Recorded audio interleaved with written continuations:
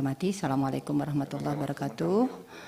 Dan yang saya hormati, yang ikut rapat hari ini dari Waskita beserta dari Kementerian Keuangan, ada beberapa hal yang ingin kami sampaikan, Bapak. Tetapi sebelum bicara tentang right issue, kami ingin mendalami kondisi PT Waskita Beton sebagai anak dari Waskita Karya yang mengalami default atau gagal bayar.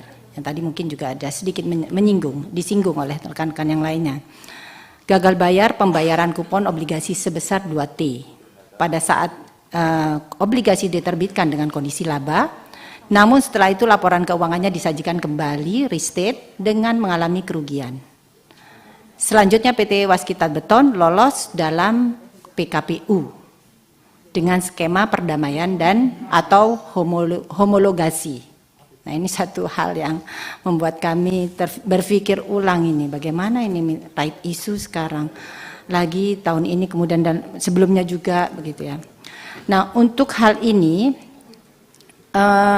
sangat merugikan bagi para bondholder atau kreditur konkuren atau kreditur yang tidak memiliki jaminan kebendaan dengan skema PKPU yang disepakati tersebut. Yang lebih banyak diuntungkan adalah perbankan.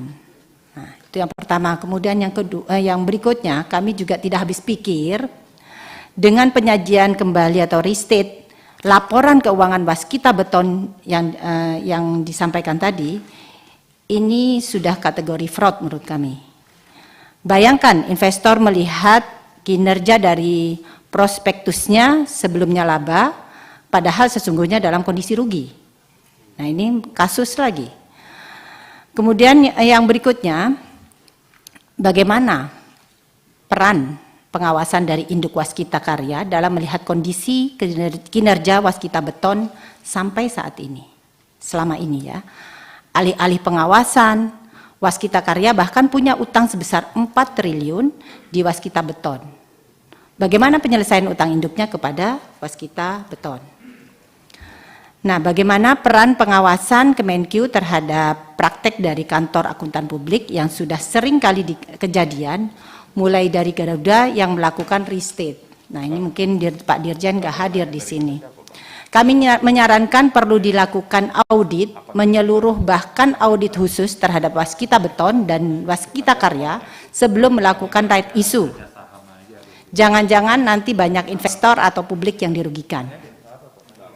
Rencananya dengan suntikan PMN pada tahun 2022 ini yang sebesar 3 triliun, Waskita menargetkan dapat meraih dana publik dari right issue sebesar 3,9 triliun.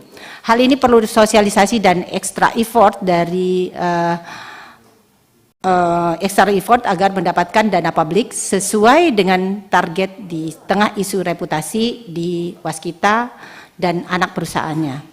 Nah, bagaimana mitigasi risikonya jika dana yang diraih dalam right issue tersebut tidak sesuai dengan target? Ini pun juga disinggung oleh rekan-rekan yang lain. Kemudian selanjutnya berkaitan dengan kinerja laba rugi bersih Waskita, mungkin bisa saya sampaikan di sini bahwa tahun 2020 minus 9,8 triliun, 2021 minus lagi 1,8 triliun. Dan yang menarik, laporan keuangan Waskita 2019 dilakukan restatement yang sebelumnya laba menjadi rugi minus 2,8 triliun. Ini angka yang sepertinya dipermainkan, minus laba, kemudian ternyata laporannya rugi dan lain sebagainya. Ini sesuatu yang luar biasa menurut kami. Apa yang menyebabkan Waskita melakukan restatement atau penyajian laporan keuangan tersebut? Apakah terdapat indikasi fraud dalam pelaporan keuangannya? Nah, hal ini menunjukkan pengendalian internal dalam penyajian laporan keuangan Waskita sangat lemah menurut kami, sehingga berdampak pada risiko strategik, risiko reputasi, bahkan risiko hukum. Oleh karena itu, kami ingin dilakukan asesmen yang perlu dilakukan asesmen yang menyeluruh terhadap sistem pengendalian internal termasuk anak-anak perusahaannya yang terlibat, dan jika dibutuhkan meminta BPKP untuk melakukan asesmen dan evaluasi terhadap pengendalian internalnya, terutamanya terkait dengan internal control for finance reporting. Ini perlu ini. Kemudian yang berikutnya, ini disampaikan dalam paparan bahwa utang bank anak usaha telah direstrukturisasi sebesar 25,71 triliun dari total target 28,66 triliun. Jadi kami melihat kondisi pendarahan atau bleeding waskita, eskalasi atau merembes ke anak-anak perusahaan karena memang bagian dari supply chain-nya.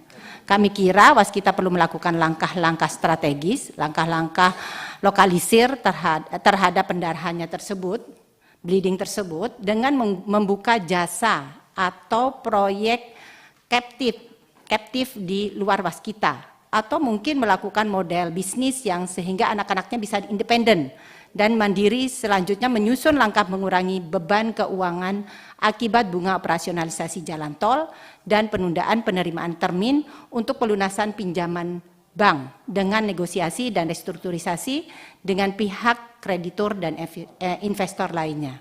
Ini perlu dilakukan.